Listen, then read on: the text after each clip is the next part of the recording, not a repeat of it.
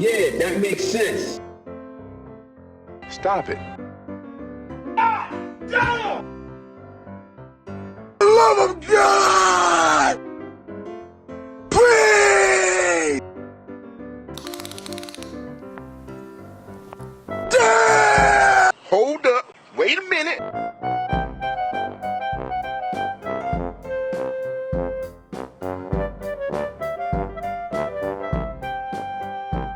Hello everybody and welcome back to the channel. I am HipsterLion, and today, after many tests and trials, I finally updated the previous version of my build into one that turns Shiv into a monster. Thank you. But they also released a patch around a week ago, bringing some changes to the Shiv. So now the video is going to be cut into segments where I cover everything, and even though I suggest you guys watch the entire thing, there will be timestamps in the description so you can skip the parts that you think might not be of help to you. And with that said, everybody, I hope you all enjoyed.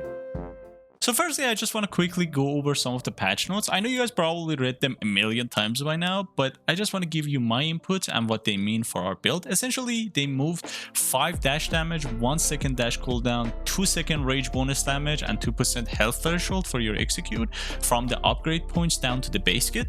The cooldown of the knives were also reduced by 3 seconds and the execute range buffed by 1 meter. And also, it's slightly better now to get your rage through the spirit damage instead of bullet damage. So a lot of people are losing their mind because of these changes, but if we actually go over to the healing meta changes, you can see that they also reduced the overall bloodletting percentage by another 5%, making bloodletting have 40% deferred damage now total when you have rage and the upgrade point and all of the other stuff.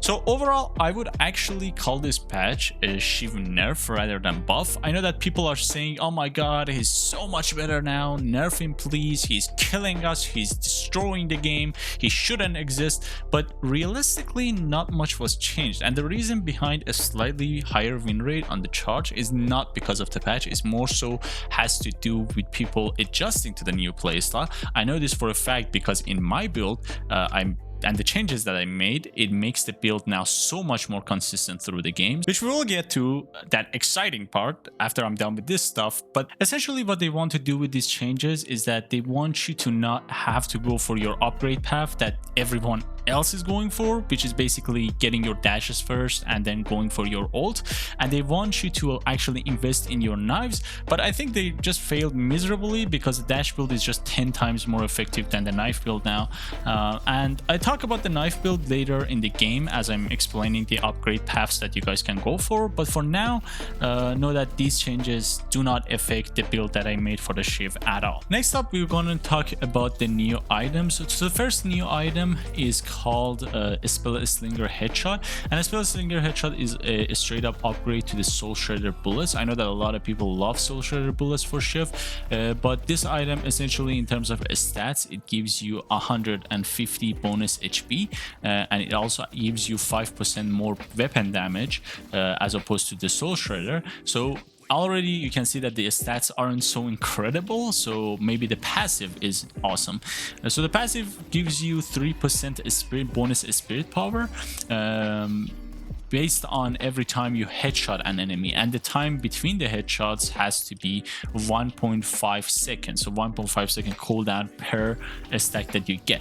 Now this is complete trash even on characters that build a lot of spirit. This item is taken very late in the game, and even then it doesn't provide that much effect for you.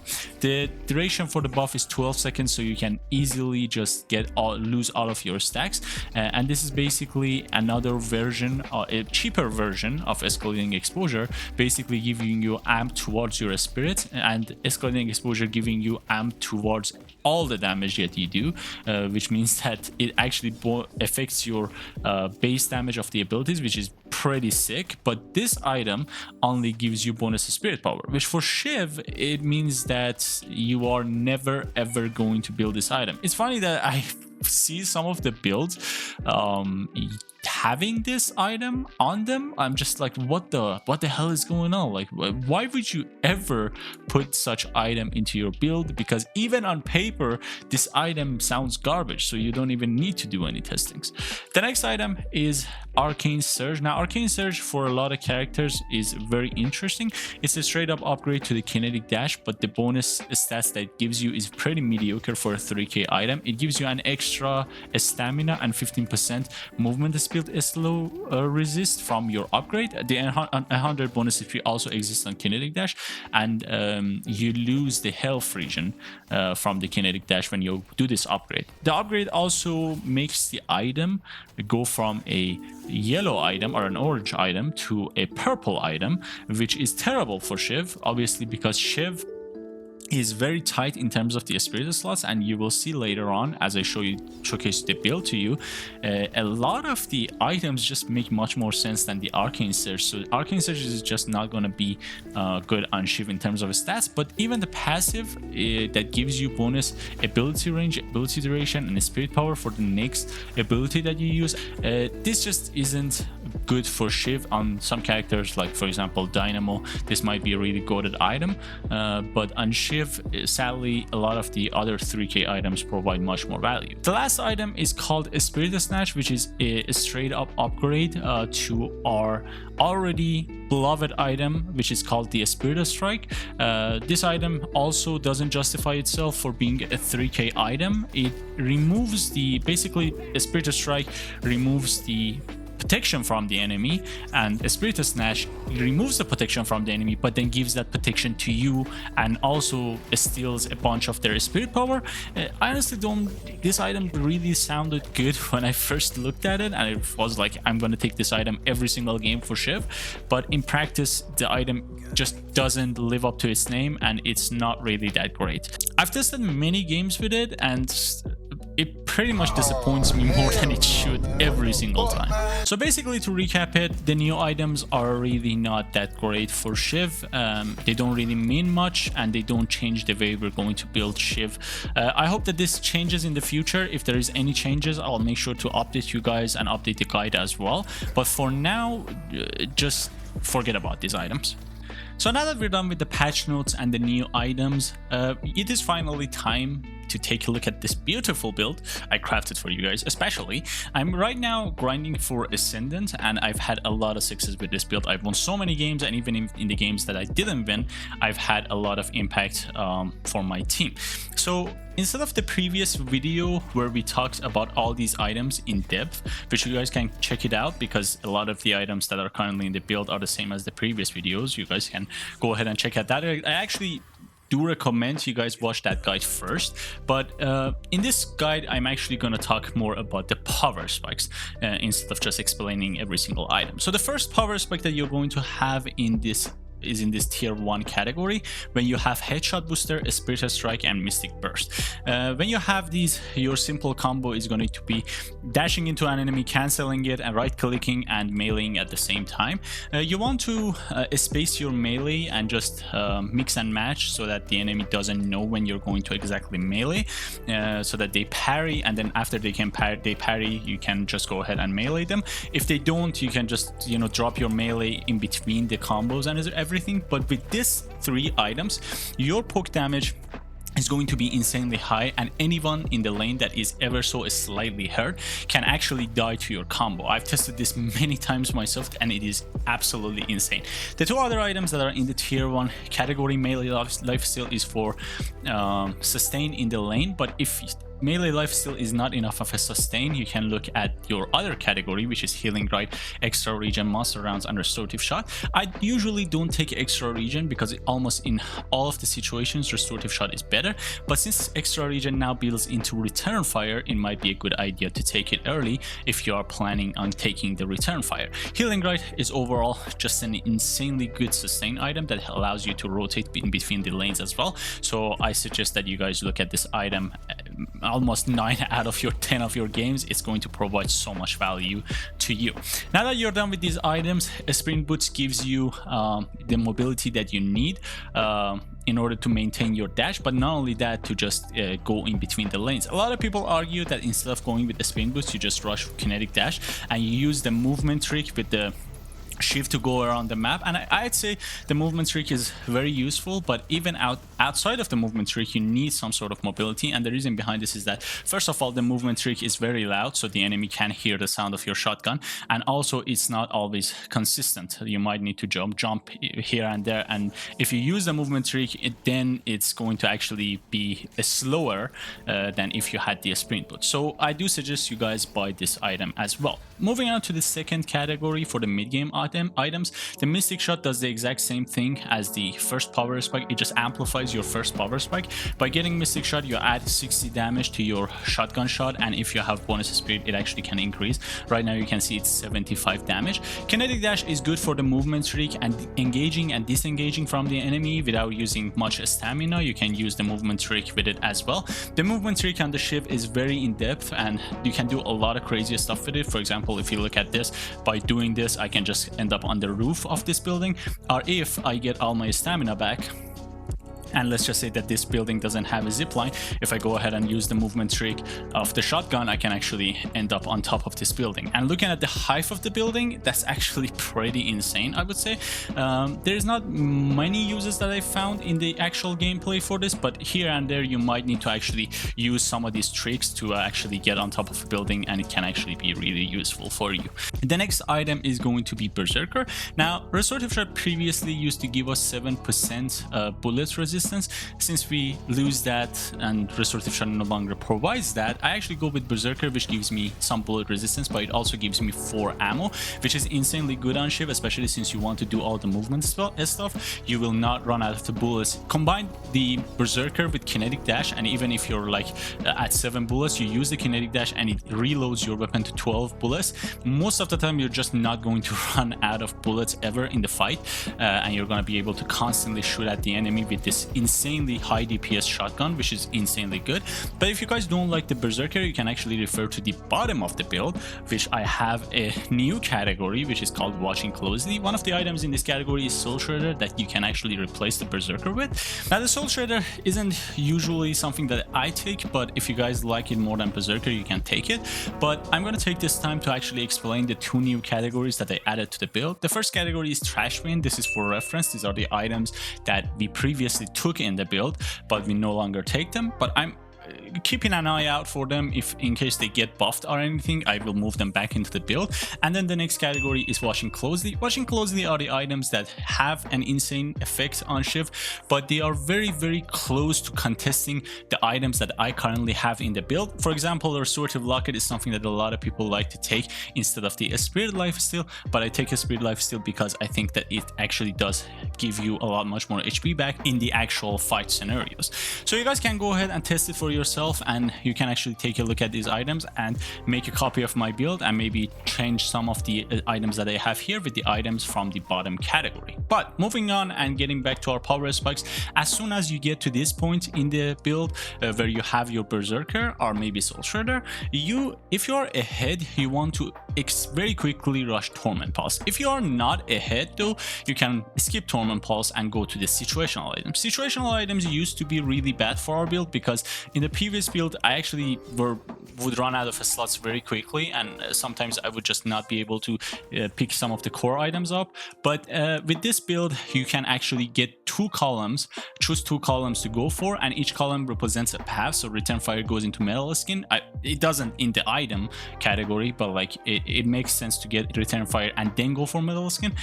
But then the other ones just build into each other, so Debuff Reducer into Debuff Remover, Bullet Armor into Improved Bullet Armor, and the same thing goes for Spirit Armor. You can pick up to 2 of these items, but again, I do not recommend that you get these items naturally. Just take them if you need them. If you don't need them, you can skip them and go for the rest of the build, which are the core items. One of them is called Healbane and the other one is Spirit Lifesteal. Both of these items are used to sustain you through the Bloodletting. Bloodletting is an insanely good ability, but if you're not able to sustain it, it becomes very useless. So we take these 2 items to boost our lifesteal. I will tell you this, that Healing booster is also a good option that can turn a spirit life steal into a little bit less powerful version of leech, which is insane because you're only paying 2,500 souls. The improved cooldown is the same idea as I explained before. It reduces the cooldown of your dash, and the enduring speed you only ever take if the enemy has a lot of slows. The next power spike though is going to be in the late game Thanos power spike, and in this category one thing that you might notice is that we no longer have escalating exposure. It's not that escalating exposure is a bad item, but I figured that instead of escalating exposure, taking improved burst and superior cooldown can actually provide you with a much more consistent way of dealing with your enemy. If you take these items, essentially you're going to turn into a hit and run character where you go in the fight, you use your dash, you use maybe a melee or one of your shots to proc the mystic shot and everything, and then you just run from the fight until your cooldowns come back up. If your cooldown come back up very fast and the fight is going in your advantage, you can dash through the enemy again and then use your ult and whatnot, but you don't have to actually commit as much as you had to commit with the escalating exposure. So this is a really good power spike. You might ask me why Headhunter is here. Headhunter, in the previous build, I didn't really recommend it much, but if you are ahead of the enemy, a lot of the times enemies just play very scared and they play away from you, and with Headhunter you get 90 bonus damage on each headshot, which is insanely good if you are ahead of the enemy and you just want to seal the deal. It makes you hit the enemy for so fucking hard. Like it really isn't a good item for when you're behind, but when you're ahead of the enemy it can be a devastating item. The next item is Leech. Now Leech I'm kind of skeptical about because Leech does give you a lot of sustainability, but it actually hurts your power spike a lot, being a 6,200 souls item. I'm experimenting going with a spirit life steal and healing booster, as I already told you guys, but if that doesn't provide an answer for you, you can go ahead and get Leech. But I do recommend that you take a look at these items before you take a look at Leech. The next category, which is another category that I added to the build, is the active items that you might need. Almost every single game I take Ethereal Shift, but I understand that sometimes, depending on the game and the characters that are providing so much difficulty for you, you might want to take a slowing hex or decay. These are also viable options, but a lot of times I just take Ethereal Shift. Ethereal Shift is a very OP item that I think is going to get changed in the future, so you guys can just go ahead and abuse it as much as you want right now. For 4 seconds you're completely immune to everything, and Shiv is a character that a lot of people like to just go all in on. So if the enemy team just decides to just go for you and straight up dump everything on you, you activate the Ethereal Shift and for 4 seconds you are immune to everything. Not to mention that the cooldown of this item also gets affected by superior cooldown, which the cooldown becomes a 24-second cooldown, which is again very insane. And a lot of the times you can actually dash through one enemy. Let me just showcase it to you guys here. So if I go, for example, through this enemy and I get that much by popping the Ethereal Shift, the second that I come out of the Ethereal Shift I can dash again, which makes the enemy very confused, and you can actually dash through multiple enemies to just damage them for a lot and maybe get the cooldown of your dash back and just keep on doing shift things until they die.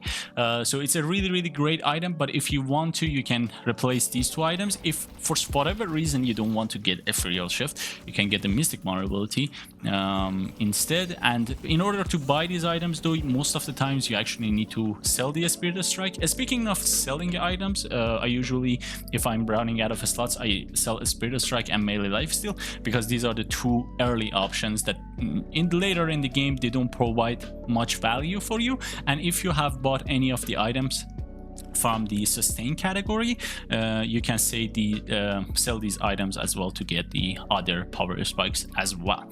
Now that we're done with that, we get the next category is super rich. Most of the games you're not going to get to this category, but it's good to just keep an eye out for these items because sometimes they might come in clutch, especially the items like Unstoppable and Colossus, because if the enemy is just focusing you really hard, these two items can provide so much defense for you. Okay, now that we've talked about everything in the build and all the power specs, I just want to showcase something really cool to you guys. So if you go ahead and buy all the items that I recommended to you, you can see that in terms of slots, we are actually very, very healthy. If I actually go ahead and sell the Spirit Strike and Melee Lifesteal, as I told you guys, you can see that I have so many slots to work with. So this is one of the beauties of this build, is that you never ever really run out of the slots, and you can actually use these extra slots to get your situational items and be a lot much healthy. So you are very, very flexible in terms of the games, which was not something that we had in the previous build. Now that we're done with that, I want to talk about the ability path upgrades. This is a very